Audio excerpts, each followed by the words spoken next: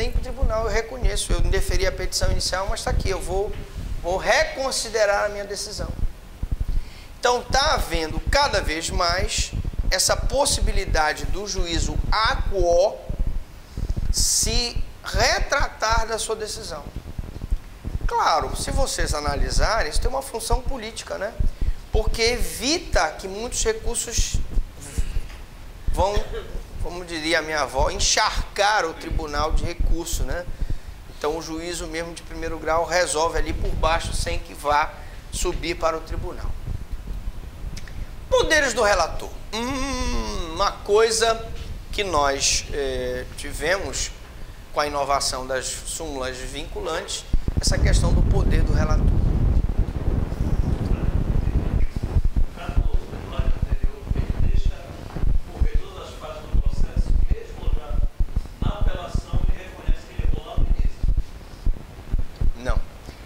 Não é assim. O juiz de primeiro grau, no caso aí, ele indefere a petição inicial. Não chegou nem a ver o processo, entendeu? Ele entrou, a parte entrou com uma ação, o juiz indeferiu a petição inicial, desse indeferimento da petição inicial, no caso, caberia apelação, e quando ele apelou para o tribunal, dizendo, olha, tribunal, o juiz indeferiu uma petição inicial, mas não era para ele indeferir, porque a petição está preenchida os requisitos legais, sou parte legítima, a possibilidade jurídica do pedido, existe o interesse de agir, eu tenho capacidade postulatória, estou assistido por advogado, preencho todos os requisitos, E aí, o próprio juiz de primeiro grau, ao ver o recurso que ele interpôs perante o tribunal, contra a decisão dele que indeferiu a petição inicial, ele vai dizer, não, realmente esse cidadão tem razão, peraí. Então, vou rever a minha decisão, vou receber a petição inicial e vou dar, aí sim, andamento ao processo. Então, esse recurso de apelação é de objeto. Professor Franklin, precisa esse recurso de apelação ir para o tribunal? Não. Se o objetivo do recurso era modificar a decisão para ele receber a petição inicial, que não houve nem instrução processual, ele deferiu logo na inicial. E ele conseguiu com o recurso de apelação, acabou. O recurso de apelação perde o objeto. É por isso que eu disse ainda há pouco, e esse entendimento está sendo cada vez mais reforçado, porque o tribunal, gente, ele está assoberbado de processo. Então, se o juiz de primeiro grau puder resolver ali por baixo, sem que o recurso suba, melhor. Bom, poderes do relator. Então, a cada reforma legislativa, a gente observa que se faz, então, uma outorga de mais poderes ao relator. Relator quem é? O relator é o desembargador desta Câmara aqui, que vai relatar esse processo. Porque lembram do esqueminha que eu fiz? Eu vou apagar aqui, posso apagar, né? Vocês já anotaram? Então, eu vou fazer um esqueminha aqui rápido, para vocês não esquecerem. Eu tenho aqui uma sala, né? Você já deve ter ido num tribunal, e eu tenho aqui um cidadão aqui, outro aqui, né? E outro aqui. Vamos supor que sejam 3. E aqui o órgão do MP, tá bom? Ora, esse daqui é o relator. Então ele vai relatar o processo. E esse daqui vai votar sim, acompanha o relator, ou não acompanha o relator. Mesma coisa esse aqui. Quando se dá poderes a esse relator aqui, se poupa o trabalho desse aqui, desse aqui. Normalmente, quando um processo vai para o tribunal, eu tenho, primeiro é ouvido o Ministério Público, em primeiro lugar. Em segundo lugar, eu tenho um relator. Em terceiro, eu tenho um revisor, quando há a hipótese de revisão. E o resto, o processo será julgado pela Câmara, turma, sessão, conforme o nome que for dado na Lei de Organização Judiciária. Agora, quando eu dou poderes a esse aqui, eu estou poupando dos outros. Explico. Se outorgo mais poderes ao relator, tá? Que, segundo a nova redação do 557, dada pela Lei 9.756, 17 de dezembro de 98, dar provimento ao recurso, ele pode dar provimento ao recurso, se a decisão recorrida estiver em manifesto confronto com a súmula ou com jurisprudência dominante nos tribunais superiores.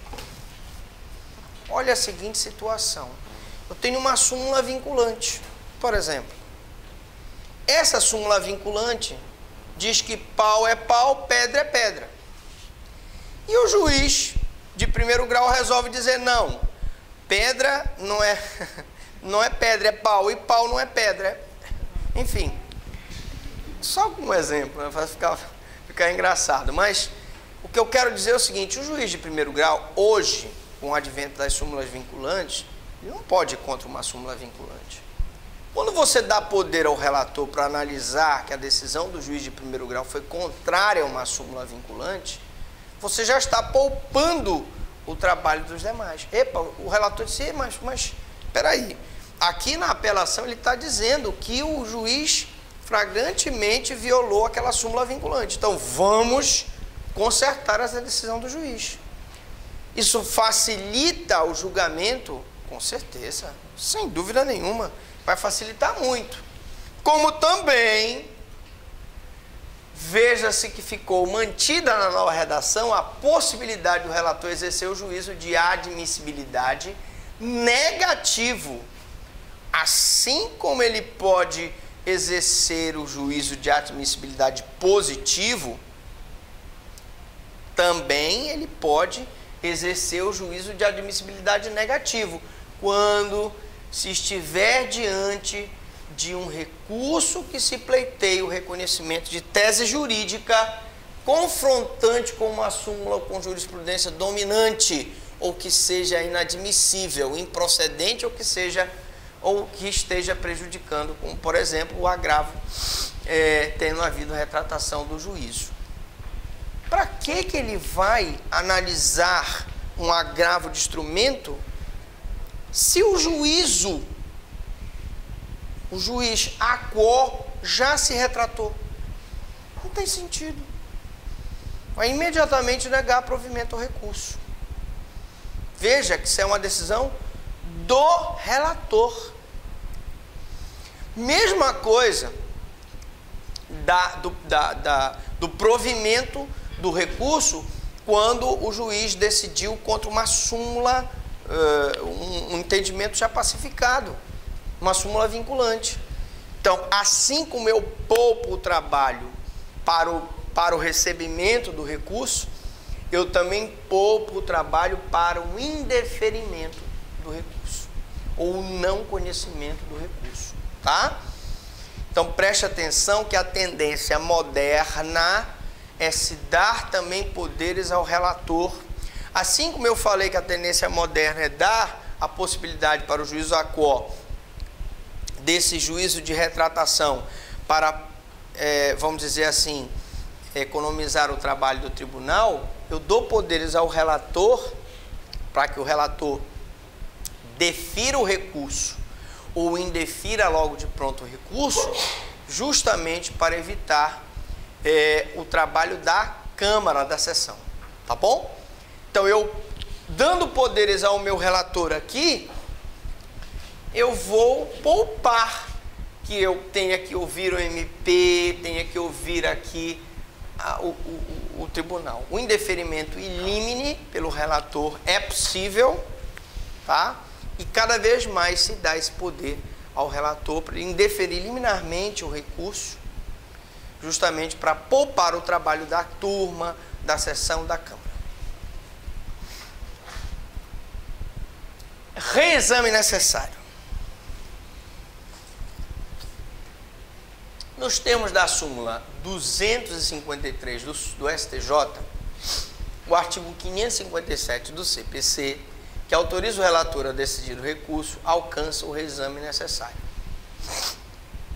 dos pressupostos ou requisitos intrínsecos e intrínsecos do sistema recursal. ele sempre vai fazer o reexame necessário. Como é que se chama esse reexame necessário? É o juízo de admissibilidade ou prelibação e o juízo de mérito, se ele tiver que analisar o mérito do recurso, tá? Ele vai reexaminar o recurso. Normal, tranquilo. Agora, o que a lei tem dado a ele é a possibilidade de, verificado que o juiz de primeiro grau decidiu direto contra uma súmula vinculante, ele imediatamente dá provimento ao recurso. Ou verificado que a parte está recorrendo e que o juiz já decidiu de acordo com a súmula vinculante, ele tem possibilidade de liminarmente indeferir o recurso. Mas sempre analisando esses requisitos intrínsecos e extrínsecos do sistema recursal. E quais são, professor Franklin, esses requisitos intrínsecos e extrínsecos do sistema recursal? São esses aí. Vamos lá, vamos começar a falar deles. Primeiro, letra A, o cabimento de qualquer decisão, né, exceto o disposto no artigo 504 do CPC. Vamos falar de cabimento do recurso, né? Para cada recurso existe, para cada decisão é um recurso cabível. E isso é o cabimento, gente. Agora, a doutrina e a jurisprudência resolveram amainar esse princípio, criando o que nós chamamos de princípio da fungibilidade dos recursos. O que é princípio da fungibilidade dos recursos? É a possibilidade de eu interpor um recurso pelo outro, desde que seja interposto dentro do prazo legal e não haja má-fé ou erro grosseiro, tá? Explico. Você tem a seguinte situação. Dessa decisão interlocutória de indeferimento de uma oitiva de testemunha, tecnicamente falando, caberia o recurso de agravo de instrumento. Todos aqui concordam? Que seria o agravo de instrumento, porque é uma decisão interlocutória? Acho que sim, né? Alguém discorda? O senhor discorda? Se fosse em audiência e o juiz não permitisse, não seria o agravo oral? Esse agravo oral que tu estás falando, que é chamado agravo retido, principalmente no processo sumário, que é oral, você faria em audiência. Mas eu quero te dizer que quando eu falo agravo, eu falo agravo retido de instrumento, que pode ser o retido em audiência ou de instrumento que tu ajuizas perante o tribunal. Mas o que eu quero dizer é o seguinte: qualquer das duas situações, indeferimento da testemunha, é uma decisão interlocutória e cabe agravo de instrumento. Agora você aí atrás, que já está pensativo, pensando na morte da bezerra, me diga, e se eu entrasse com uma apelação dentro do prazo do agravo? Está errado ou está certo? Não, quero saber. Está errado ou está certo? Está errado. Não é apelação, gente. Tecnicamente falando, não é apelação, uma decisão interlocutória no processo civil cabe agravo de instrumento. Mas, pergunta ao juiz, pode receber a tua apelação? Sim ou não? Pode. Por quê? Porque existe o princípio da fungibilidade dos recursos, que eu posso interpor um recurso pelo outro. Agora, dentro do prazo legal, porque tem, atenção, se você entrar com apelação dentro dos 10 dias do agravo, beleza, ele recebe. Mas se você entrar com apelação nos 15 dias, você levou farelo. Você não vai ter deferido, porque o princípio da fungibilidade, você pode interpor um recurso pelo outro, desde que o recurso seja interposto dentro do prazo do recurso devido e não haja erro grosseiro ou má-fé. A má-fé também pode ser caracterizada, por exemplo, a questão do expediente meramente procrastinatório. Então, cuidado.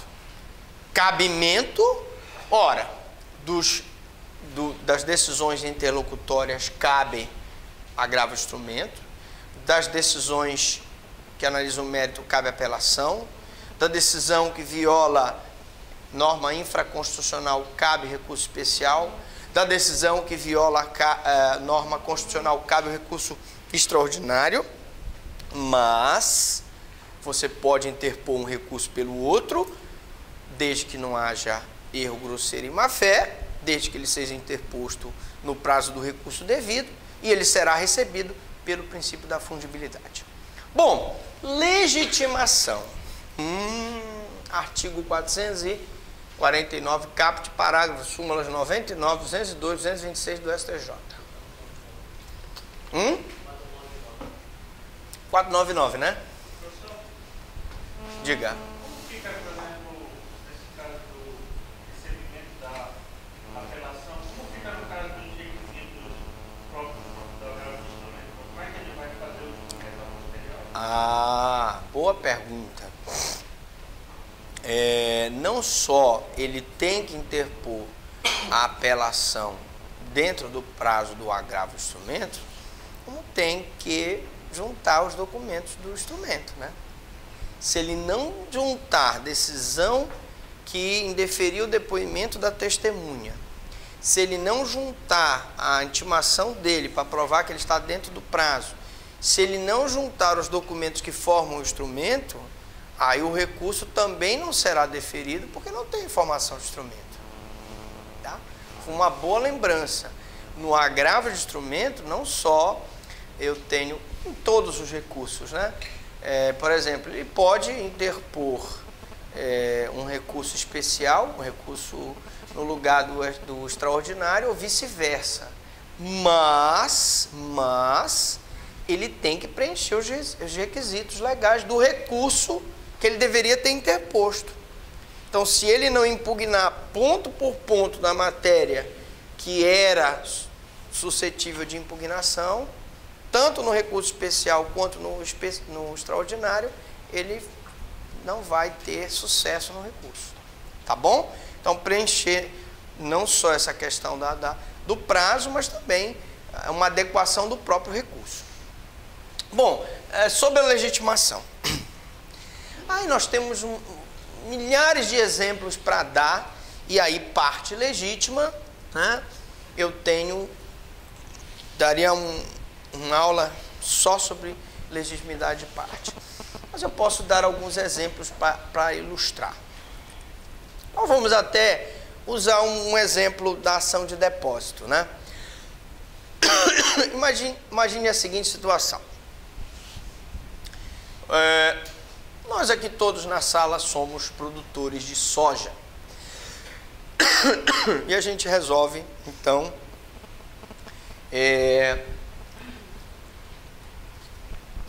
contratar o nosso amigo aí. Ele tem um silo.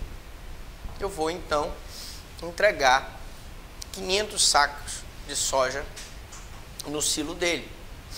E ele vai, então, fazendo um contrato de depósito em que, em determinado momento, eu vou contratar uma carreta, quando o preço da soja estiver melhor, que agora, na hora que eu entreguei para ele, o preço não estava muito bom, e quando o preço melhorar no mercado futuro, eu vou, então, pegar aqueles 500 sacos de soja e vou vender no mercado futuro. Bom, o contrato de depósito aí é um contrato regular ou irregular?